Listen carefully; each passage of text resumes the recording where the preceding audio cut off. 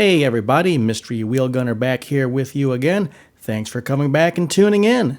Today's just going to be a fun little video. Can you outshoot Dirty Harry? In Magnum Force, the second of the Dirty Harry films, a subplot is that Dirty Harry himself is the reigning and defending pistol champion for his police department. And here is a screen grab of Harry himself at the firing line, waiting his turn at the competition. Sorry for the poor quality of the screen grabs here from the movie. My copy of Magnum Force is a digital copy with some really heavy-handed DRM, so my capture software literally cannot take a screenshot of it. So I had to use my cell phone to take a picture of my monitor. From this screen grab here, Harry's got a pretty unique shooting style. It's kind of like a weird variant of the teacup and saucer, but instead of the support hand being the saucer, the support hand is gripping the firing arm on the forearm. I don't know if this was how they shot and trained back in the day, or if this is something they made up just because, well, it does kind of look cool. Here's a shot of the spectators, and man, can those glasses get any more 70s? This here is Early Smith, Harry Callahan's partner for this film. And check out this girl right here. Is it just me, or does she look a lot like Brenda Ann Spencer? Anyway, back to the film and the pistol competition. As you can see, Dirty Harry put all 6 shots onto the target, but only 3 are in the circle. Admittedly, I don't know how big that circle is, and I don't know how far away Dirty Harry is from the target.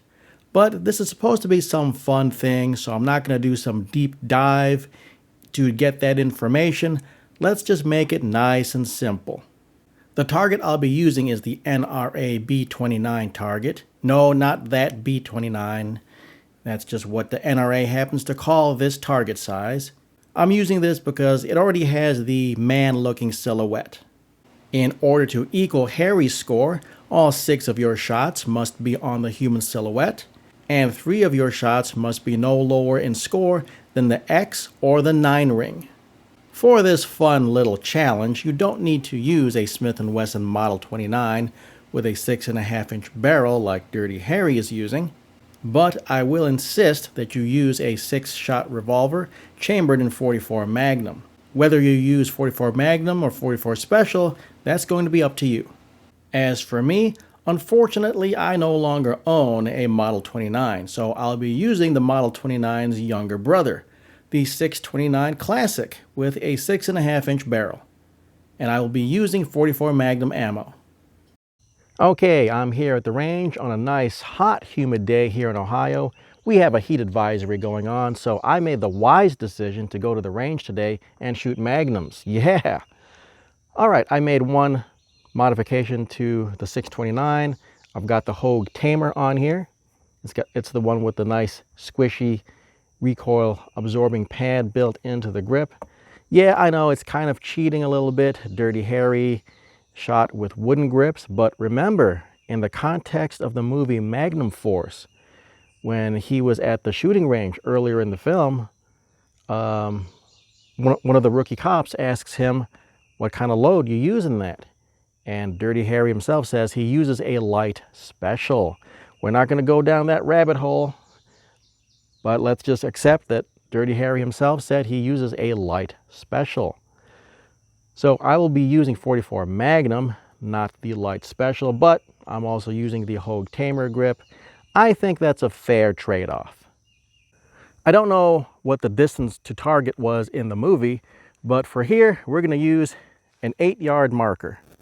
Why 8 yards? Well, because someone went through the effort of marking out 8 yards, and so I'm just going to use what's already here.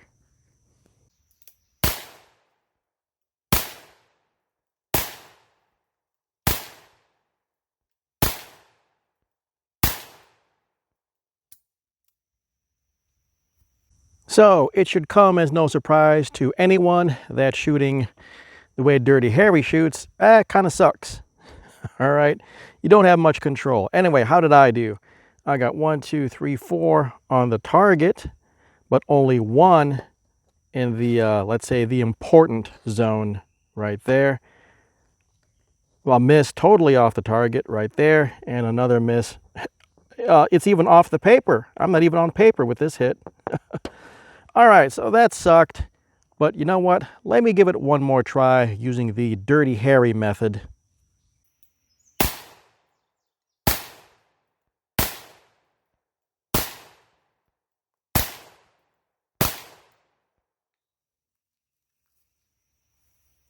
All right, second time around. Let's see how I did. I circled all of my old hits, so the new ones will be 1, 2, 3, 4, 5, 6. Yes, that's right. That's 2 hits in there. Notice how it's just a little bit more oblong.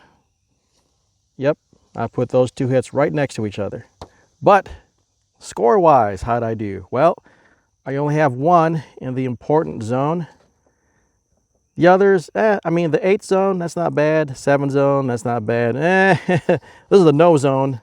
2 hits in the no zone. So anyway, if we're going by Magnum Force rules, obviously this is where it counts. And once again, only got 1 in the score zone. But at least all 6 were on the bad guy, even though 2 are marginal. But come on, 44 Magnum right there, he's still going to be hurting. Anyway, I'm trying to make excuses for myself. I'm better at that than shooting. Anyway, all right, let's try this drill. Shooting it, you know, like a regular person.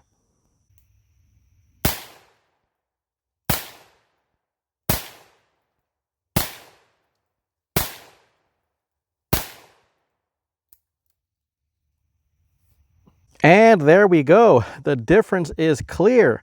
When you hold the gun like you're supposed to, and not the way some Hollywood dude wants you to, you get far better results. So, where are my hits? 1, 2, 3, 4, 5, 6. All 6 are on the man. But as far as the scoring zone, I got 1, 2, 3, 4, possibly 5. We'll get to that in a moment. But the 4 solid hits and the 9 and 10 ring, that's good enough to beat Dirty Harry's score. This 5th one, it is on the line. It is clearly on the line. And in some scoring leagues, not all, but in some scoring leagues, if it is on the line, the hit will count towards the higher scoring ring. So in some leagues, I got 5 hits in the important zone. But again, even if I just have the 4, it's still good enough to beat Dirty Harry in Magnum Force. So do I get to have my own nickname? He's got Dirty Harry, so I'm what? Unsanitary Larry. Yeah, that sounds cool, right? Okay, I'm back home with just a few obvious takeaways here. Shooting a gun two-handed, especially the 44 Magnum, obviously the best way to go. You get the best consistency, the best accuracy, the best precision. And the Hogue Tamer grips, in my opinion, a very good investment. Yeah, they look like crap. They won't do your gun any favors. But if you're looking for just all out comfort, yeah, the Hogue Tamers, that's a good investment right there. Alrighty, thanks for tuning in. Take care, and I'll catch you all next time.